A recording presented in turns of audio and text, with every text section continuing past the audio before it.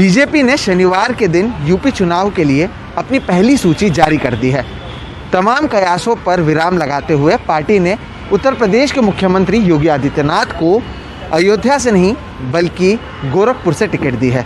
तो वहीं Bhim army chief Chandrashekhar ने कहा है कि उनकी पार्टी समाजवादी पार्टी के साथ गठबंधन नहीं करने जा रही है। दिन भर उत्तर प्रदेश के चुनावी समर में क्या कुछ हुआ, देखिए सौरभ शुक्ला की ये रिपोर्ट। 2 दिन से चर्चाओं का बाजार गर्म था कि यूपी के मुख्यमंत्री अयोध्या से चुनावी मैदान में उतरेंगे, पर शनिवार को बीजेपी ने साफ कर दिया कि योगी अयोध्या नहीं बल्कि अपने गढ़ गोरखपुर शहर से चुनाव लड़ेंगे। शनिवार को बीजेपी ने दिल्ली में प्रेस कॉन्फ्रेंस कर यूपी चुनाव के लिए अपने 107 उम्मीदवारों की सूची जारी की। इनमें से 83 ऐसी सीटें हैं जहां से बीजेपी जीती थी। इन 83 में से 63 विधायकों को टिकट दिया गया है, जबकि 20 विधायकों के टिकट काट दिए गए हैं। योगी आदित्यनाथ गोरखपुर शहर से होंगे, केशव मौर्य सिराथू से चुनाव लड़ेंगे, श्रीकांत शर्मा मथुरा से बीजेपी उम्मीदवार होंगे, पंकज सिंह जो राजनाथ के बेटे हैं वो नोएडा से होंगे, मृगांका सिंह कैराना से होंगी, सुरेश राणा थाना भवन सीट से, योगेश धामा बागपत से, संगीत सोम सरधना, नंद किशोर गुर्जर लोनी और हाल ही में उत्तराखंड की गवर्नर रही और वहां से इस्तीफा देकर के आई बेबी रानी मौर्य आगरा ग्रामीण से बीजेपी की उम्मीदवार होंगी। पहला चरण और दूसरा चरण की आज हम पहला चरण की 58 सीट में से 58 सीटों में से 57 सीटों की आज हम अभी आपके सामने नाम रखेंगे। दूसरे चरण की 55 सीटों में से 48 सीटों के हम नाम रखेंगे। शेष हमारी जो सीट है उसकी विचार विमर्श पार्लियामेंट्री बोर्ड ने किया है, उसके अधिकार राष्ट्रीय अध्यक्ष जी को दे दिया गया है। कुछ सीटों की गठबंधन की हमारे जो गठबंधन उनको भी जाएगा, इसीलिए उसकी घोषणा आज हम नहीं कर रहे हैं। यूपी के गोरखपुर से चुनाव लड़ने पर सपा प्रमुख अखिलेश यादव ने चुटकी लेते हुए कहा कि बीजेपी ने नतीजों से पहले ही योगी आदित्यनाथ को उनके घर गोरखपुर भेज दिया है। कभी कहते थे कि मथुरा से लड़ेंगे, कभी कहते थे अयोध्या से लड़ेंगे, कभी कहते थे प्रयागराज से लड़ेंगे, कभी कहते थे देवबंद से लड़ेंगे।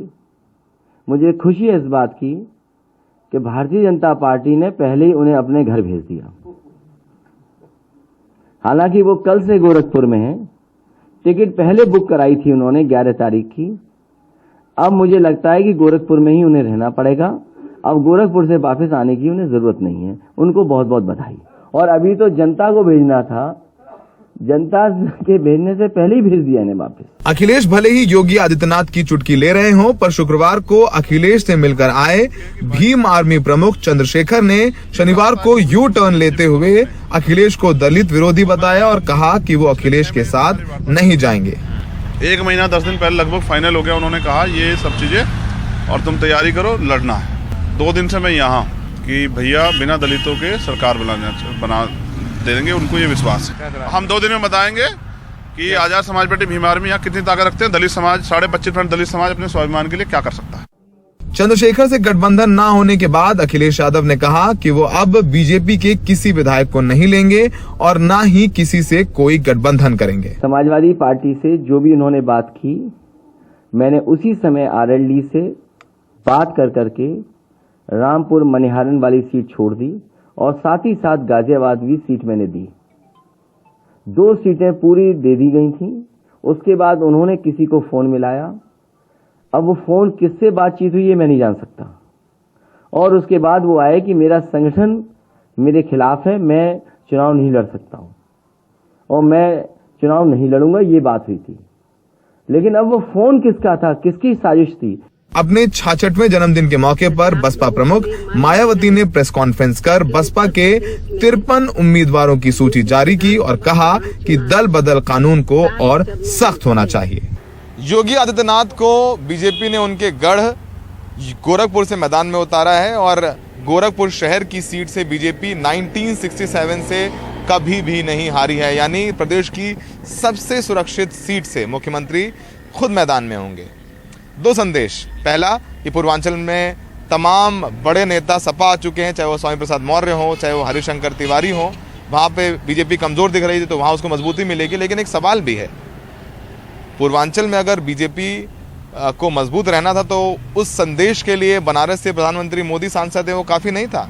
तब योगी भी पूर्वांचल में है। खैर, तमाम चुनावी दांव पेच चलते रहेंगे और अखिलेश यादव सोमवार को किसी एक बड़े नेता को शामिल करा सकते हैं। लखनऊ से सहयोगी बिलाल के साथ सौरभ शुक्ला, NDTV इंडिया।